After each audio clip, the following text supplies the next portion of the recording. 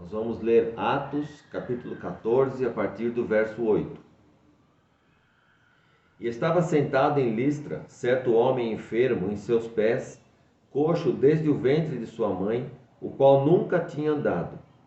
Este ouviu Paulo falar, o qual, fixando seus olhos nele, e percebendo que tinha fé para ser curado, disse em voz alta: Levanta-te direito sobre os teus pés. E ele saltou e andou. Até aqui. Nós vemos uma cura interessante aqui. Semana passada nós falamos também sobre cura. E hoje eu quero enfocar essa cura aqui, desse homem. E é interessante que a Bíblia fala 3 vezes que ele tinha problema nos pés. Fala que ele tinha problema nos pés, que ele era coxo, que ele não conseguia andar. Então enfatiza muito que ele tinha problema nos seus pés. Ele estava sem força nos pés para andar. Ele era deficiente de nascença e jamais tinha andado. É isso que a palavra fala. E naquela época, os coxos, eles não podiam entrar no templo. Isso traz para nós um simbolismo de que os coxos, hoje, eles também, de certa forma, não conseguem entrar na presença de Deus. Aqueles que têm os seus pés amarrados por várias coisas, que nós vamos falar um pouquinho sobre algumas hoje. Nesse texto, nós vemos que esse homem, ele enfrentava um problema impossível. Naquela época não tinha médico, não tinha cirurgias, então ele não tinha como sair daquilo. Ele era de nascença um homem que estava sentenciado a nunca andar sozinho. E é interessante que a gente vê na narrativa aqui de Atos, que ele em momento algum pediu cura ou gritou para que alguém o curasse, gritou para que alguém tivesse misericórdia dele. É interessante que fala aqui no versículo 9, este ouviu Paulo falar. Ou, em outra tradução, ele ouviu Paulo pregar, e fixando seus olhos nele e percebendo que tinha fé para ser curado, disse em voz alta: Levanta-te direito sobre os teus pés. E ele saltou e andou. E é interessante que Paulo não estava nem se dirigindo a ele especificamente, ele não estava pedindo por cura, mas a palavra fala que ele estava ouvindo Paulo pregar. E então a gente percebe aqui, fala no versículo 9, que percebendo que ele tinha fé. O que a palavra de Deus fala sobre fé? Da onde vem a nossa fé? A fé vem pelo ouvir. O que a gente fala logo depois? Ouvir a palavra de Deus. Só que essa semana eu fui pesquisar lá no original. Na verdade, quando fala a palavra de Deus aqui, não fala a palavra Theos, de Deus, mas fala a palavra Christus. Então a fé vem pelo ouvir, na verdade, a palavra de Cristo, a palavra de Jesus, não a palavra de Deus. O que significa isso para nós? A palavra de Deus, quando a Bíblia cita a palavra de Deus, é a Bíblia toda, é o Velho Testamento e o Novo Testamento. Quando a fé vem pelo ouvir a palavra de Cristo, ela não está anulando o Velho Testamento, mas ela está enfatizando a palavra da graça. A palavra que não é da lei. Porque se você, por exemplo, ler os 10 mandamentos, não vai gerar fé em você. Mas se você ler o Novo Testamento, as palavras de Jesus, aí sim vai gerar fé em você. Porque são palavras de graça e não palavras da lei. Então o correto, quando se fala fé, vem por ouvir. Ouvir a palavra de Jesus. Ouvir a palavra de Cristo. Ouvir o Evangelho da graça. Então nós vemos aqui que esse homem estava ouvindo Paulo pregar. E por ouvir Paulo pregar, ele se encheu de fé. Ele foi tomado por fé. E essa fé fez com que ele tivesse recebido a cura. Note que quando Paulo pregava, aqui nesse texto, não fala o que é que ele estava pregando. Simplesmente fala assim, ouvindo Paulo pregar. Mas o que é que Paulo estava pregando? Eu até pus hoje no Instagram como chamada para a nossa palavra online, o que é que Paulo pregava? Qual é a palavra que Paulo estava pregando nesse dia, nessa hora, para que o homem se enchesse de fé e recebesse a cura? Se você voltar um capítulo e for lá no capítulo 13, você vai ver que Paulo está pregando sobre a graça. Paulo está pregando sobre a diferença do tempo da lei e do tempo da graça. O tempo da lei, você olhando a lei, você percebia que você não podia fazer nada. Você não podia de forma alguma cumprir a lei. É impossível cumprir a lei. Então, a lei, quando você se depara com a lei e você se detém na lei, você percebe que você não pode fazer nada. Agora, quando você se depara com a graça, você percebe que Jesus já fez tudo. Então você não apenas para de ouvir que você não pode, como para de ouvir que você tem que fazer alguma coisa, porque Jesus já fez tudo. Então Paulo estava pregando justamente sobre isso no capítulo 13 de Atos. Ele estava ensinando o povo que não dava mais para viver segundo a lei. Não dava para ter aquele monte de regras e fazendo aquilo achar que por fazer as coisas a gente merecia alguma coisa. Paulo estava dizendo, olha, vocês precisam se libertar da lei. Vocês precisam parar de querer se justificar por aquilo que vocês fazem. Não adianta você jejuar, você orar, você ser bonzinho, achando que isso vai te justificar diante de Deus. O que te justifica diante de Deus é o sacrifício de Jesus. Então, tudo aquilo que você não tinha condições de fazer na lei, tudo aquilo que você era obrigado a observar com o intuito de chegar a Deus, tudo aquilo foi cumprido quando Jesus nasceu, viveu, morreu e ressuscitou. Tudo que tinha que ser feito, Jesus fez na cruz. Então você não precisa mais fazer as coisas.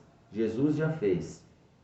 Quando eu falo que você não precisa fazer mais, não precisa fazer com o objetivo de ganhar alguma coisa de Deus, com o objetivo de ter a salvação, com o objetivo de meio que barganhar com Deus. Deus, eu faço isso, você me dá aquilo. Isso era na lei.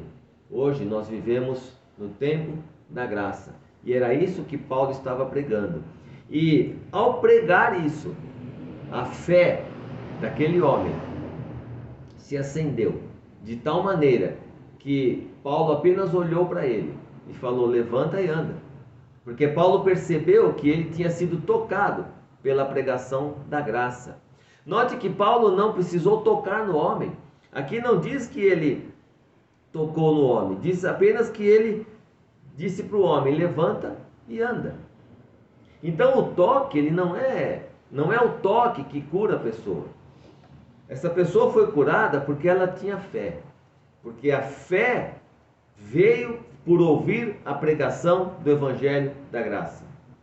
Então quando você e eu precisamos de fé, nós temos que ouvir ou ler o Evangelho da Graça.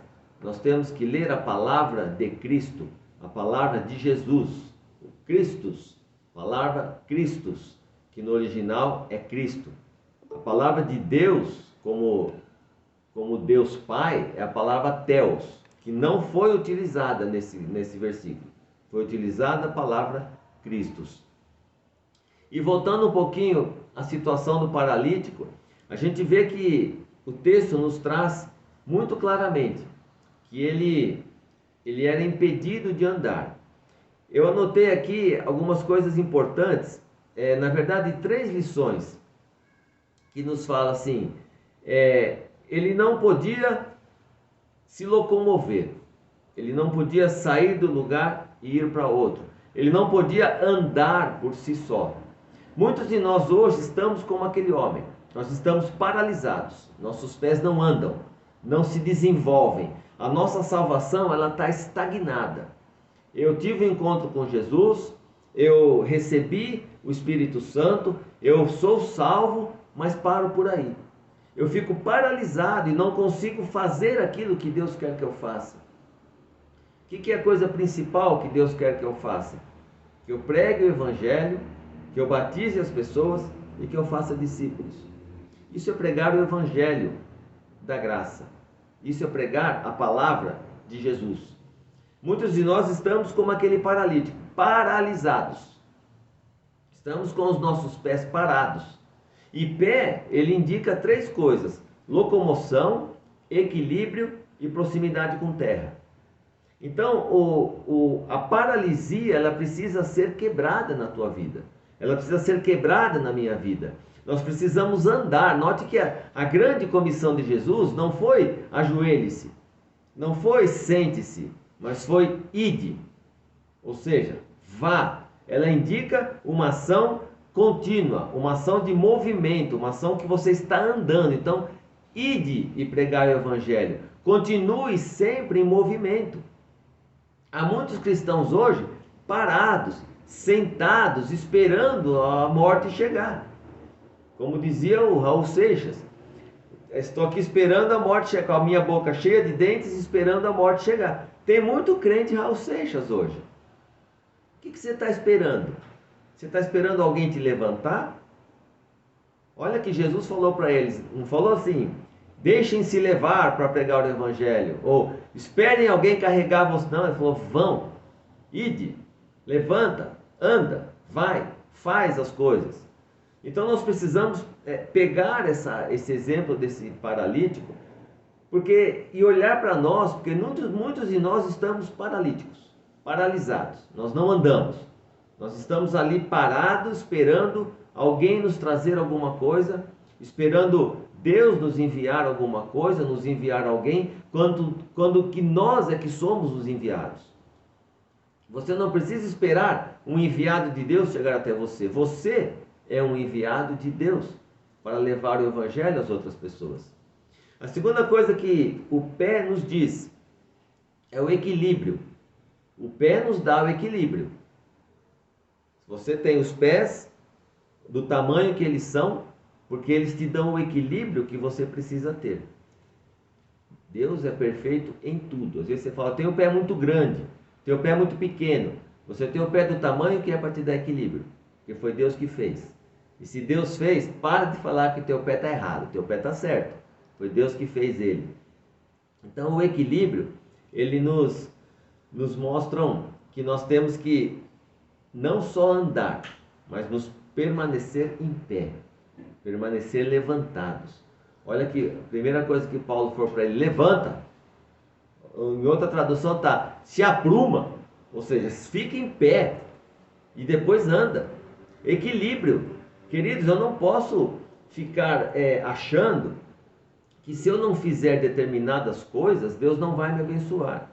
Eu não posso ficar achando que se eu não der o dízimo, se eu não ofertar, se eu não orar 3 vezes por dia, se eu não ler 3 capítulos por dia, se eu não fizer isso, não fizer aquilo, não fizer aquilo outro, Deus não vai me abençoar. Deus não está preso nessas coisas.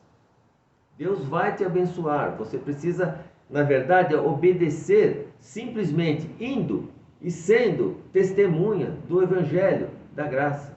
Esse é o teu trabalho, é pregar a Jesus, a tempo e a fora de tempo, sem se preocupar em barganha. Você nunca vai dar a Deus mais do que Ele pode dar a você.